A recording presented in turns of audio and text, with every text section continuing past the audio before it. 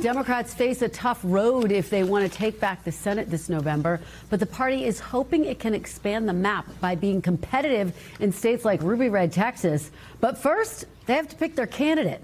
Tomorrow, State Representative James Talarico and Congressman Jasmine Crockett will face off on the debate stage. Both Democrats come from very different backgrounds and have very different political styles, but both are seen as rising stars within the Democratic Party. Joining me now is Jermy Wallace, politics reporter for the Houston Chronicle. Jeremy, thanks so much for being here. Really appreciate it. Let's dive in, set the scene for tomorrow. This is going to be a big Texas showdown. Talk a little bit about what you're anticipating and the fact that one of the critiques or comments about these candidates, they have very different styles, but not necessarily different policies.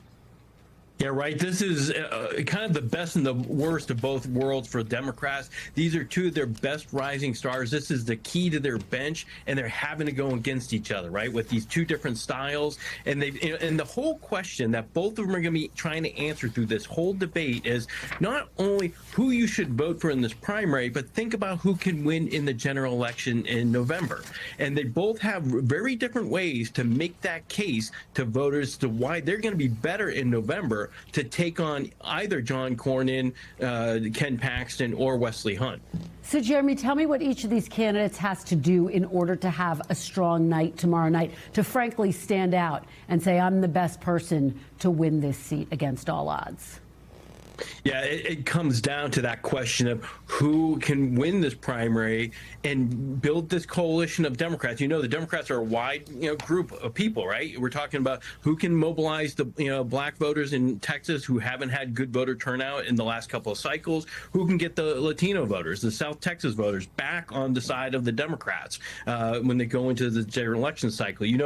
Trump did so well with them in that last presidential race. People are worried, like, are we going to be able to get those back into the Democratic column? So they're going to have to address those two things and still tell the independent, moderate type Republicans out there, hey, no, I'm a reliable choice if you want to find a home over here. So that's a lot to manage in one debate, I know, but boy, they have to make that case if they're going to pull off something that we haven't seen happen in Texas since the 1990s, y'all.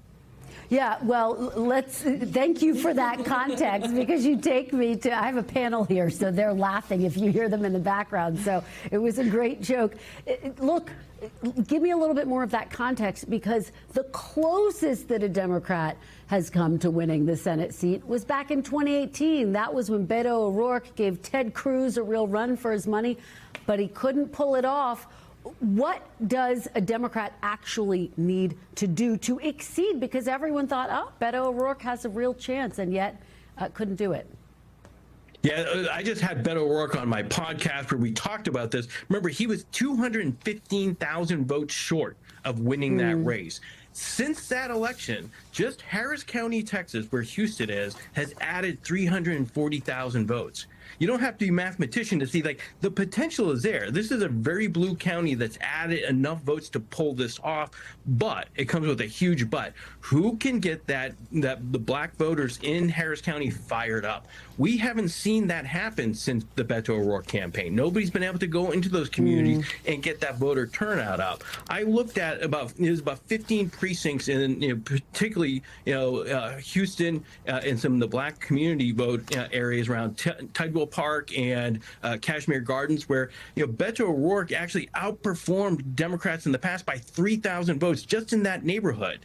But when Colin Allred ran, just last cycle, he actually went 1,000 votes short of where Beto was. So you see, like, it's a tough challenge for whoever wins this. And Jasmine Crockett's trying to make the case that, look, I can go into these communities. I can talk to them in a way that you haven't heard since the Beto O'Rourke campaign. And if I get them fired up with the voter registration changes in Texas, there is a pathway.